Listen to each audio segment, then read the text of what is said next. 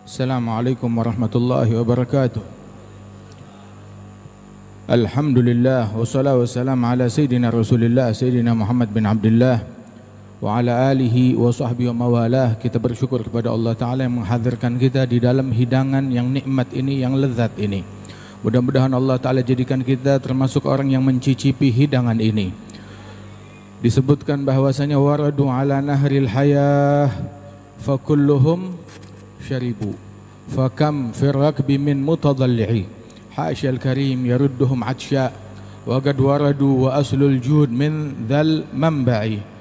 Mereka datang ke telaga kehidupan, ke sungai kehidupan. Diibaratkan ini bagaikan sungai, sungai kehidupan yang meminum di dalamnya, yang masuk ke dalamnya, yang minum darinya, menghidupkan akhlak mereka, menghidupkan hati mereka, menghidupkan jiwa mereka, menghidupkan semangat mereka. Man dhaqa ta'ma syarabil qaum yadrihi wa man darahu ghada birruh yashrihi. Yang mencicipi minuman mereka para aulia wa salihin, minuman cinta, minuman yakin, maka mereka rela untuk meminumnya lagi walaupun dengan membayarkan dengan nyawanya sendiri, dengan dunia seisinya. Sungguh apa yang kita dapat di majelis ini lebih mahal dari dunia seisinya. Sungguh anugerah yang Allah Ta'ala limpahkan kepada kita di majelis ini lebih baik daripada harta, daripada tahta, daripada uang, daripada dunia seisinya. Di mana di majelis ini Allah Ta'ala limpahkan ampunannya, Allah Ta'ala limpahkan ridha-Nya, dan Allah Ta'ala berikan minuman-minuman cinta di dalam hati semua yang hadir. Dan disebutkan di dalam hadis qudsi, wajabat mahabbati, pasti mendapatkan cinta dariku. Siapa? Lil mutahabbina fiyya wal mutajalis wal mutazawirina fiyya wal mutajalisina fiyya wal mutabadzilina fiyya. Mereka yang saling cinta karena Allah, dan saling berziarah, berkunjung, saling datang karena Allah. Dan mereka orang-orang yang saling duduk bersama-sama, duduknya karena Allah. Dan mereka saling berkorban, saling andil satu sama lain karena Allah Subhanahu wa ta'ala. Maka pasti mendapatkan cinta dari Allah Jalla Jalaluhu ta'ala ta'zamatuh. Dan ketahuilah bahwasanya apa yang kita dengar daripada manaqib al-Imam al-Arif bil al-Habib Ali bin Muhammad bin Husain bin Abdullah bin Syekh al-Habsyi, seorang wali besar, seorang ulama besar, pewaris Nabi besar Muhammad sallallahu alaihi wasallam, khalifahnya Allah di muka bumi ini. Yang mana beliau adalah khalifah dalam ilmunya Rasulullah, dalam akhlaknya Rasulullah, dalam adabnya Rasulullah sallallahu alaihi wasallam. Memandang beliau mengingatkan orang yang memandangnya kepada Nabi Muhammad. Bahkan memandang wajah beliau mengingatkan orang kepada Allah Ta'ala. Idza ru'u yushharu dzikrullahi fahuwa lahum sima alal jibahi yu'rafu ma'nahum bila ishtibahi min haitsu ma yu'rafu dzul jalali. Apabila dipandang maka mengingatkan kita kepada Allah Subhanahu wa ta'ala. Dan ini ciri para wali-walinya Allah Subhanahu wa ta'ala. Lahum minat taqwa ajallu zinah inda liqahum tanzilu sakinah wa tahsulul jam'iyatul mubinah fatujdzabul albab bin fi'ali halu dhawid da'wa lahum tufarik binuri furganin yarahu dhaik la birtifa'il jah wal khawarik wala bihusnil wa'dhi wal aqwali fa innahum kullu munibin khashi' wa kullu dhi qalbin munirin lami' la man yushiran nas bil asabi' wa huwa min asiril masun khali. Mereka adalah orang-orang ahli khusyuk yang mengenal khusyuk kepada Allah Jalla Jalaluhu ta'ala ta'zamatuh. Dan inilah Al-Habib Ali bin Muhammad Al-Habsyi, beliau yang sedari kecilnya terobsesi dengan para wali-wali, terobsesi dengan para salihin, terobsesi dengan orang-orang yang dimuliakan oleh Allah Ta'ala. Tadi kita dengar di manaqib, tiap kali mendengar sifat seorang wali, sifat seorang ulama, maka dia datang kepada ibunya. Dia bilang, wahai ibuku, tolong menghadap ke kiblat, angkat tanganmu dan katakan, ya Rabb, berikan Ali Habsyi putraku apa yang kau berikan kepada fulan sang wali atau fulan sang alim. Tiap kali melihat atau mendengar kisah seorang wali atau alim, ini yang beliau minta kepada ibunya. Dan bagaimana tidak jadi orang besar, sedangkan beliau terobsesi mencintai orang-orang yang dimuliakan oleh Allah Subhanahu wa ta'ala. Dan kecintaan kepada mereka, obsesi terhadap mereka, menjalin hubungan kepada mereka adalah solusi yang besar yang Allah Ta'ala berikan kepada kita sekalian. Fil Bukhari yaghzu fi am, ketika sekelompok barisan pertempuran peperangan, mereka melakukan ghazwah peperangan, tetapi pertolongan Allah nggak datang. lambat datangnya.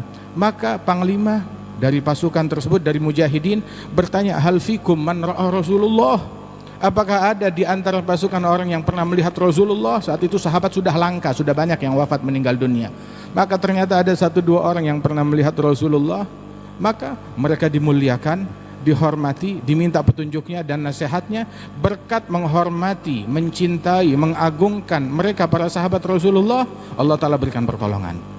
Datang generasi berikutnya, kasus yang sama, pertolongan lambat datang. Ditanya, apakah ada di antara kalian orang yang pernah melihat sahabat Rasulullah? Ada 1-2 orang ditemukan, dimuliakan, dihormati, dicintai, diminta pendapatnya, maka Allah Ta'ala berikan pertolongan. Artinya pasukannya itu juga nggak berubah, senjatanya itu juga nggak berubah, keadaan tidak berubah kecuali satu, yang berubah adalah kondisi batin para pasukan. Apa kondisi batinnya? Mengagungkan orang yang diagungkan oleh Allah, mencintai orang yang punya hubungan dengan Rasulullah Sallallahu Alaihi Wasallam. Sebab di dalam lemahnya hubungan kita dengan mereka orang-orang yang mulia, maka lambat pertolongan dari Allah Subhanahu Wa Taala.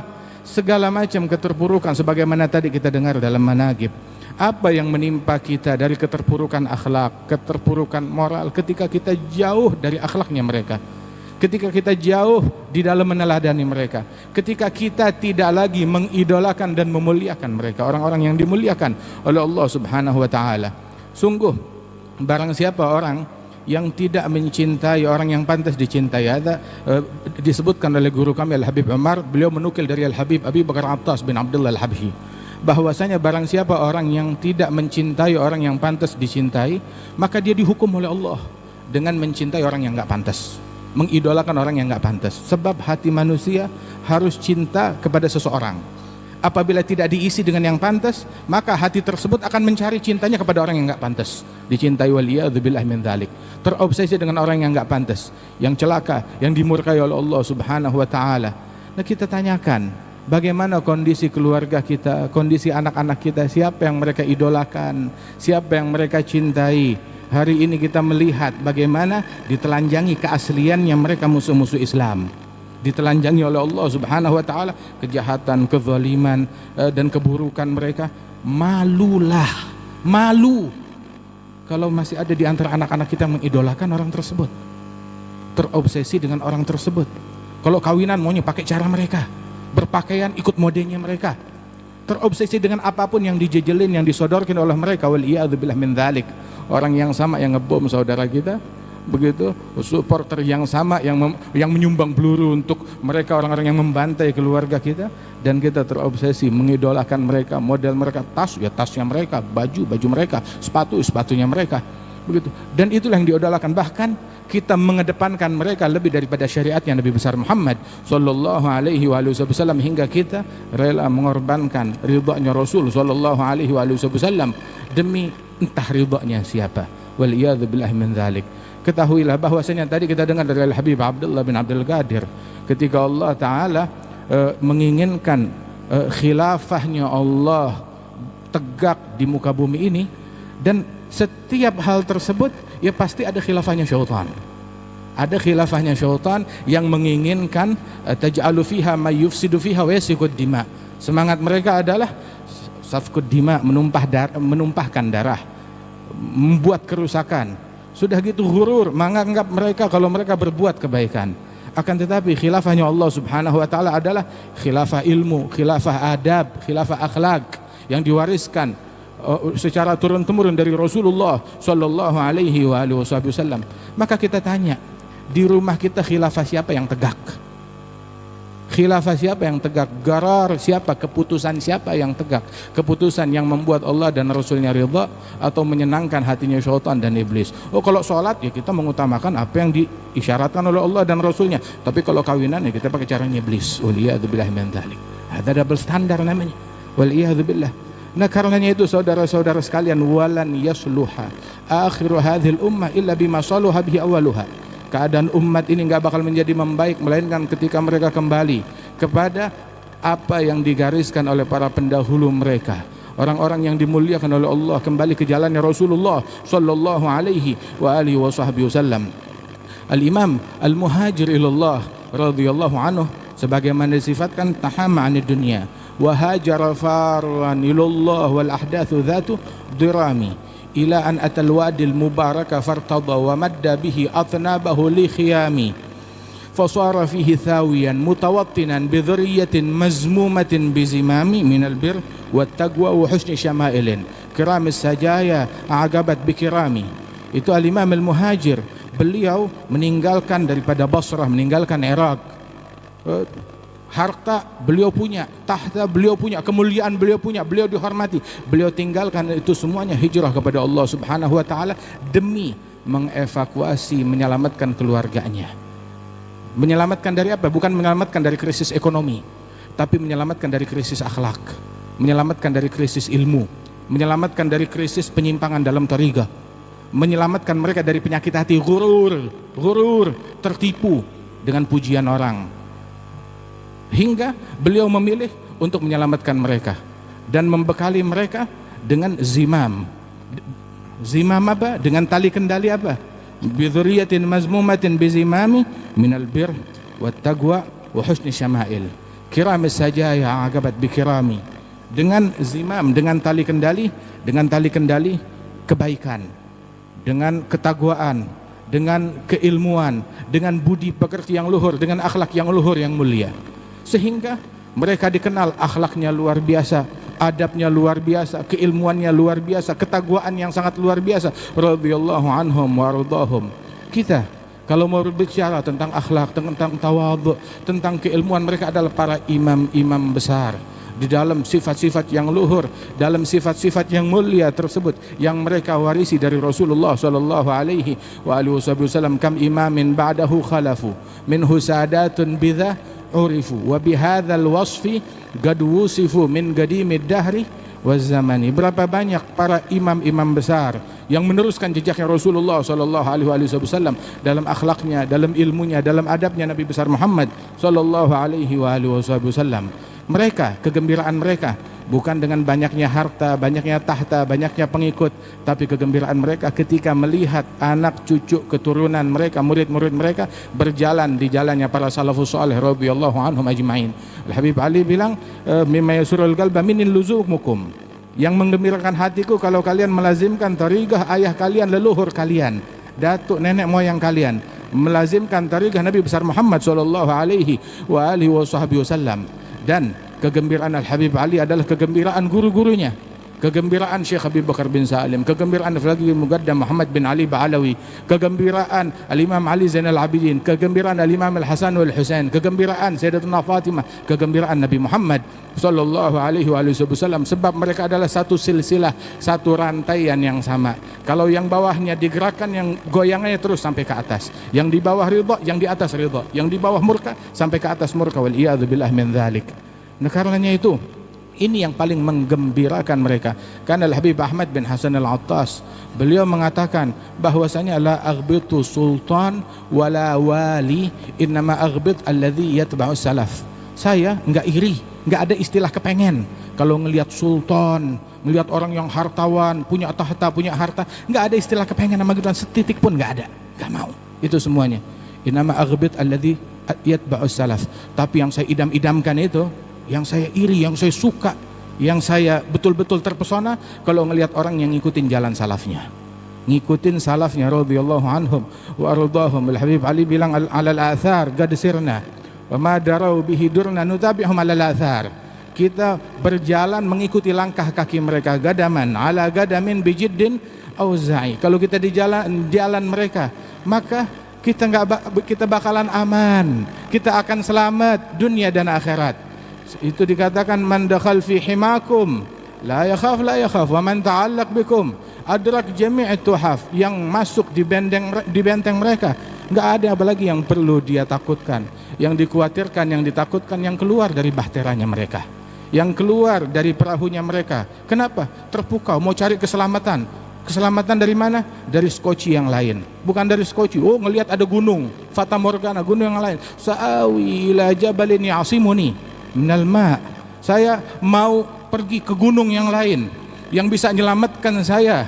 Fata morgana yang dia lihat, yang bisa menyelamatkan saya dari banjir ini. La asimal yawm min amrillahi illa man rahim. Ahlu baiti ka safinati Nuh Man rakibaha naja wa man takhallafa anha gharik. Yang mana mereka keluarganya Rasulullah, kata Nabi Muhammad, bagaikan bahteranya Nabi Nuh. Yang masuk ke dalamnya maka dia selamat, yang keluar dari dalamnya maka dia akan tenggelam. Masuk di dalam bahtera tersebut ular, selamat. Masuk di dalam bahtera tersebut kecoa, selamat. Masuk tikus, selamat. Bahkan hewan anjing dan babi pun masuk dalam situ, selamat. Akan tetapi walaupun anak sendiri nggak mau naik, ditenggelamkan oleh Allah Subhanahu wa taala. Dan ini bahteranya Nabi Muhammad sallallahu alaihi wasallam.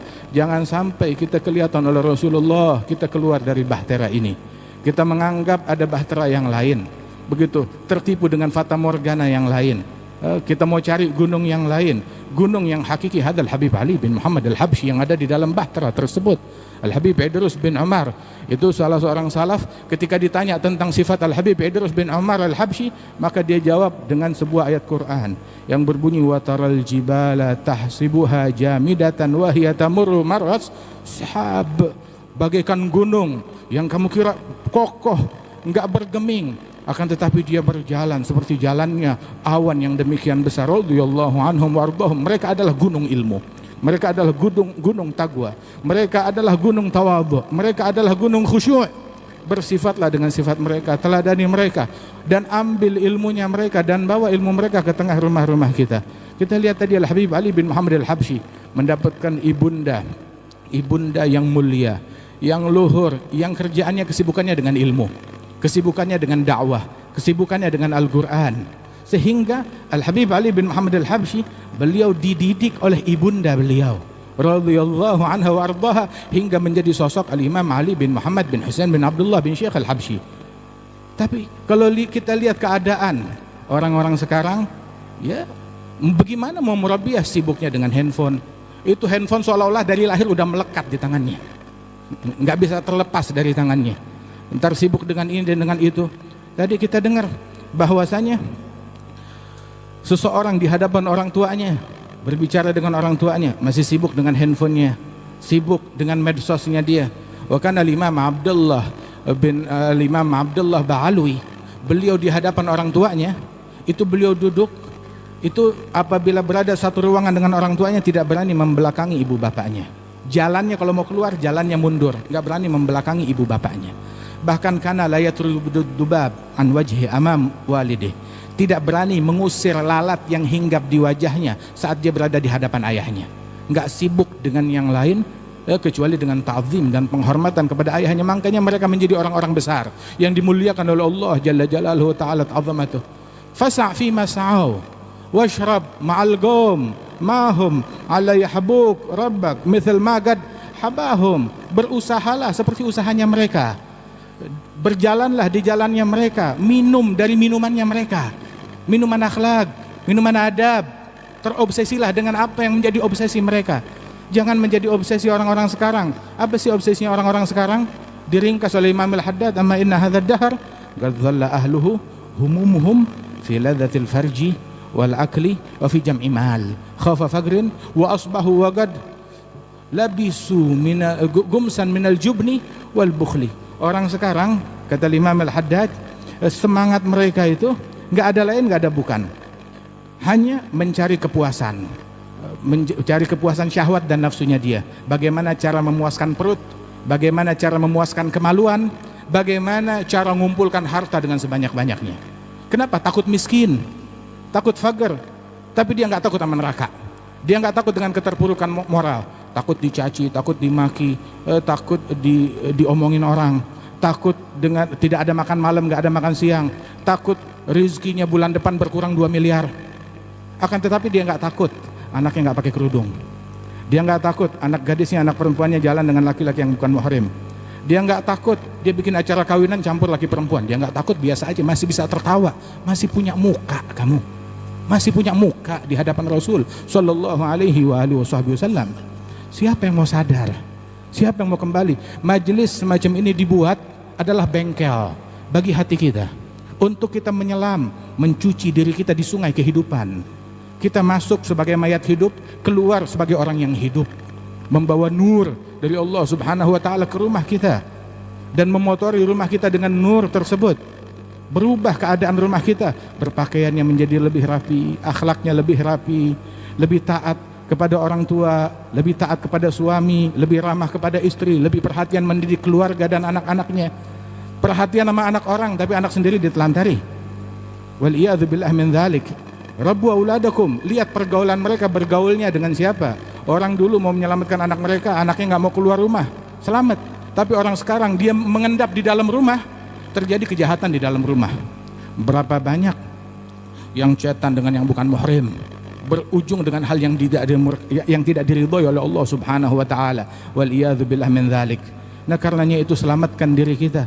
Tempat ini dibuat, acara ini dibuat, orang-orang tersebut diutus oleh Allah Subhanahu wa taala untuk mengembalikan kita ke jalan yang diridhoi oleh Allah Subhanahu wa taala, agar akhlak kita makin baik, sifat kita makin luhur, budi pekerti kita makin bagus. Sungguh orang itu mereka akan heran melihat akhlak yang tidak sesuai dengan akhlaknya Nabi Muhammad sallallahu alaihi wasallam. Dikatakan kun mithal abik, jadilah kamu seperti ayahmu, au jaddik au salafik, atau seperti kakekmu, seperti salafmu. Wa illa fa anta jubbah wa imamah wa surah wa la syai' fi magsurah. Kalau tidak bisa menjadi seperti mereka, nggak bersifat dengan sifatnya mereka, maka kamu cuma kostum yang dalamnya kosong, tidak ada apa-apa pun juga di dalamnya. Wal iyadzu billah. Jadilah seperti mereka hingga kita memiliki wajah untuk menghadap kepada mereka. Karena Al-Habib Abdurrahman Al-Masyhur, wali besar, ulama besar, sahib Bughya Mustarsyidin, mufti di zamannya, itu beliau bilang, saya kalau dikatakan guru, idola saya, siapa idola kamu? Al-Imam As-Saggaf, yang tiap hari itu siang hatam Quran 4 kali, malam hatam Quran 4 kali. Kalau dikatakan idolamu Al-Imam As-Saggaf yang wafat ratusan tahun yang lalu, kalau dibilang dia sekarang lagi duduk di Masjid Jami, ada hidup duduk di Masjid Jami, orang-orang yang mau ketemu silahkan. Masjid Jami cuma beda berapa ratus meter dari rumahnya. Orang-orang semua datang, saya nggak bakalan datang. Loh kenapa? Ini idola kamu. Bukan masalah idola, tetapi saya nggak punya muka untuk jumpa dengan beliau. Tidak punya muka, tidak punya wajah untuk jumpa dengan mereka. Kenapa? Pelanggaran yang saya lakukan terlalu banyak. Pelanggaran apa yang dia lakukan? Zakar Syekhana Al-Habib Ali Al-Masyhur, itu seseorang mengutus anaknya bawakan hajat kepada Al-Habib Abdurrahman Al-Masyhur. Itu sampai masuk ke ruangannya Habib Abdurrahman Masyhur, anak tersebut didapati Habib Abdurrahman lagi sholat sunnah. Lagi sholat sunnah, beliau dalam keadaan bersujud.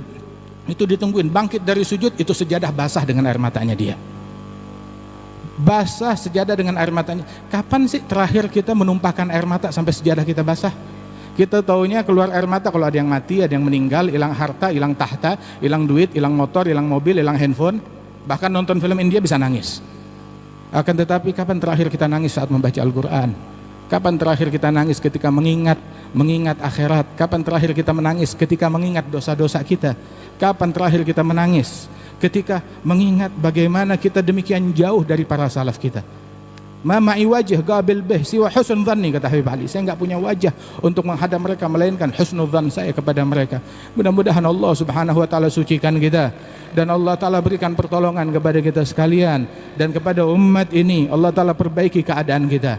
Allah taala perbaiki keadaan kaum wanita kita. Allah taala perbaiki keadaan istri-istri kita, para suami-suami kita, para anak-anak kita, keluarga kita, muslimin dan muslimat diperbaiki keadaannya oleh Allah Subhanahu wa taala, dan senantiasa manusia dalam kebaikan selama majlis yang semacam ini ada dan menyebar di tengah-tengah masyarakat. Mudah-mudahan Allah taala mengangkat derajat Al-Habib Ali bin Muhammad Al-Habsyi dan memberikan keberkahan kepada segenap keturunan beliau. Alhamdulillah, kita gembira melihat keturunan dan keluarga besar Al-Habib Ali bin Muhammad bin Husain bin Abdullah Al-Habsyi. Betul apa yang disampaikan Habib Ali di dalam doanya, waj'alil ilm fina wadh-dhaka wan najabah. Jadikan ilmu, kecerdasan senantiasa ada di dalam keluarga kami. Alhamdulillah, Allah yaziduhum insyaallah. Dan hal ini adalah hal yang menggembirakan Al-Habib Anis bin Alwi wal Habib Ahmad bin Alwi, dan Allah taala insyaallah limpahkan rahmat di dalam kuburan mereka. Al-Habib Alwi bin Ali Al-Habsyi dan keluarga besar mereka dirahmati oleh Allah Subhanahu wa taala. Akhina Al-Habib Hasan diberikan kesehatan, afiat, panjang umur. Al-Habib Ahmad wa ikhwanuhum jami'an. Insyaallah Allah taala jadikan kita tidak keluar dari majlis ini melainkan dosa kita diampuni oleh Allah, hajat kita dikabulkan oleh Allah, hati kita dibersihkan oleh Allah, negeri kita dirahmati, didamaikan, diberkati oleh Allah Subhanahu wa taala, dan Allah memberikan pertolongannya kepada umat Islam dimanapun mereka berada, di Indonesia, di Palestina, di seluruh dunia, diselamatkan dari yang haram, diselamatkan dari bala, diselamatkan dari musibah, diselamatkan dari bencana, diselamatkan dari pertumpahan darah. Amin ya rabbal alamin. Allahumma ij'al jam'ana hadza jam'an marhuma, tafarruqana min ba'dihi tafarruqan ma'suma, wa la taj'al fina wa la minna wa la ma'ana shaqiyan wa la mahruma. Allahumma hdina bihudak, ij'alna mimman yusari' fi ridak, la tuwallina waliyan siwak, wa la taj'alna mimman khalaf amraka wa 'asak. Ya rab, ضاق الخناق من فعل ما لا يطاق، فامنن بفك الغلاق لمن بذنبه رهين، اغفر لكل الذنوب، استر لكل العيوب، اكشف لكل الكروب، واكفي أذى المؤذين. اختم بأحسن ختام إذا دنا الانصرام وحان حين الحمام وزاد رشح الجبين. صلى الله على سيدنا محمد وعلى آله وصحبه وسلم، وآخر دعوانا أن الحمد لله رب العالمين والعفو.